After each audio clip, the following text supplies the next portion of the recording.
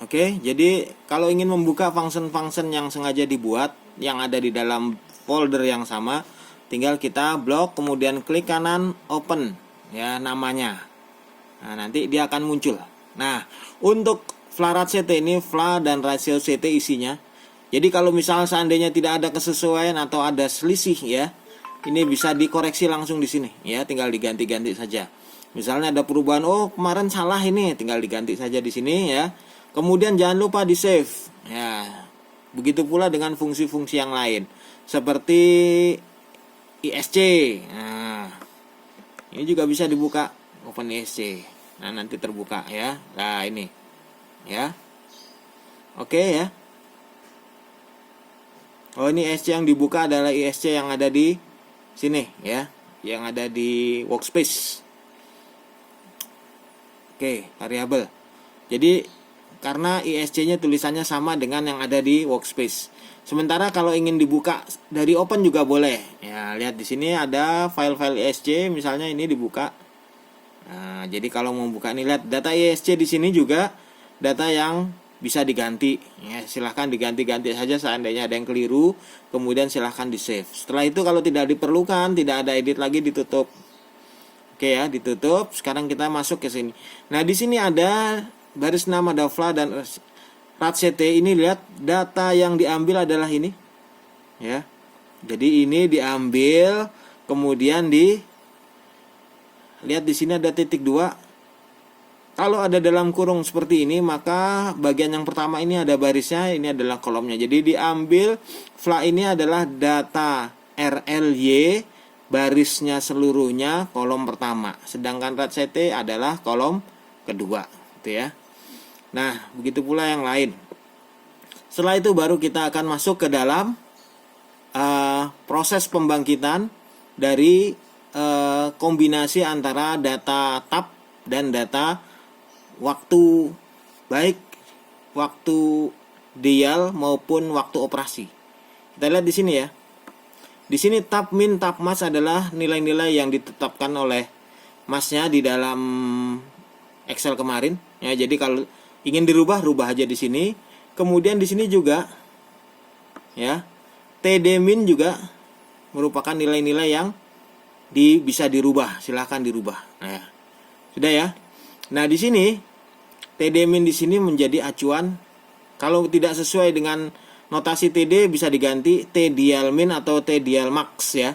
Nah, untuk kasus ini ya, ini sebenarnya TDial ya, jadi nggak apa-apa sih, nanti tinggal diganti. Tapi hati-hati kalau ganti di sini juga harus diganti. Jadi supaya nggak repot, biarkan saja ya. Oke, nah untuk yang high ya, jadi yang kita bangkitkan ini sebenarnya bukan TDial tapi T operasi. Maka apa yang sudah kita namakan TDial kita ganti T operasi. Nah, jadi T operasi ini nanti masuk menjadi bagian dari gen dalam setiap kromosom dari orang-orang yang dibangkitkan ya. Jadi generasi awal.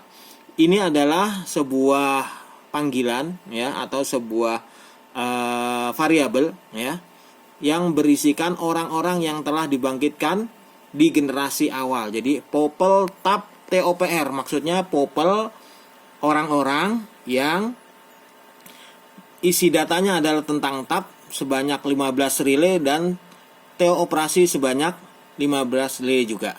Nah, baru setelah di sini baru kita masuk. Lihat ada kata-kata loop. Figur ini adalah nanti bangkitkan sebuah gambar nanti, tapi ya. Jadi ini persiapan. Kalau nggak ada gambarnya nanti gambarnya kosong kalau nggak ada isinya.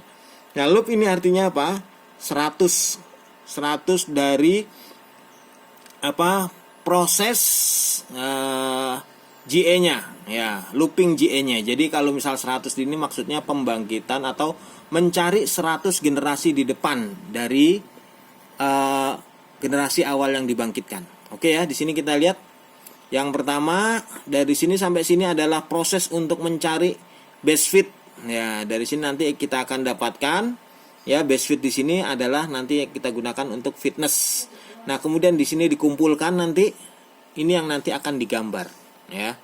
Setelah itu ya, di sini ada proses ya, pemeriksaan apakah selisih antara T operasi dengan T backupnya kurang dari CTI, tapi karena di awal tadi sudah disetting, maka udah pasti dia akan memenuhi CTI. Tapi sebelumnya fungsi ini sangat berguna untuk memeriksa mana kromosom yang memenuhi, mana yang tidak, ya. Jadi di sini kemudian setelah itu di ranking, ya. Di ranking di sini ya, di sini sudah di ranking sebenarnya, ya. Tapi kalau misalnya nanti ya ada yang tidak memenuhi CTI juga di ranking. Jadi yang memenuhi ada di atas, yang tidak memenuhi ada di bawah. Sudah ya. Nah, di sini pada baris 119 ini adalah persiapan untuk crossover. Nah, crossover di sini kita ambil separuh-separuh, ya. Jadi kita lihat di sini separuhnya kita ambil dari populasi tersebut. Jadi kita anggap ya populasi 50. Tadi ada 100 orang ya. Jadi 50 yang atas kita anggap baik, 50 yang bawah kita anggap kurang baik. Nah 50 yang atas dan 50 yang bawah dikawinkan pada proses ini, ya, akan menghasilkan 50 generasi baru. Nah, 50 generasi baru ditambahkan di bawah, artinya apa? Ada 150 orang baru, yaitu tadi orang tuanya sebanyak 100 dan 50 sebanyak anaknya itu ya. Jadi 100 dikumpulkan di sini. Nah, ini proses ini berlangsung terus-menerus sampai loop selesai, ya. Nah, nanti orang-orang yang bagus akan menjadi generasi berikutnya. Yang paling bagus akan selalu hidup, yang jelek akan tersingkirkan, ya. Nah, proses itu nanti terekam di basefit tadi. Basefit ada di sini tadi. Ini basefitnya, ya. Ini basefit di baris 71. Nah, nanti dia akan merekam terus ya proses berjalannya GA. Nah, di sini ada proses penggambaran. Kemudian dari pembangkitan GA yang terakhir ya, pada loop yang 100 kita dapatkan generasi terbaik yang terletak di atas. Ya, makanya di sini diambil base relay ya. Jadi relay yang terbaik adalah generasi yang terakhir tadi ya, baris 1 ya. Semua isi kolomnya diambil, kemudian diambil yang tab di sini ya.